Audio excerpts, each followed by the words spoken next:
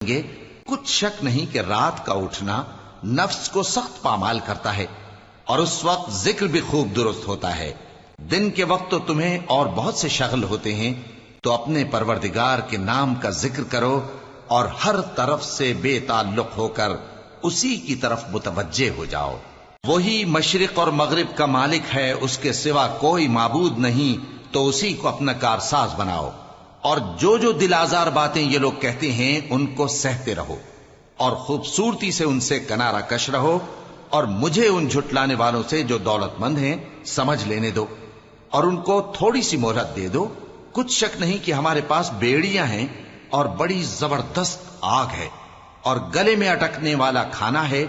اور درد دینے والا عذاب ہے۔ جس دن زمین اور پہاڑ کانپنے لگیں اور پہاڑ ایسے بھر بھرے ہو جائیں گے جیسے ریت کے ٹیلے، اے اہل مکہ، جس طرح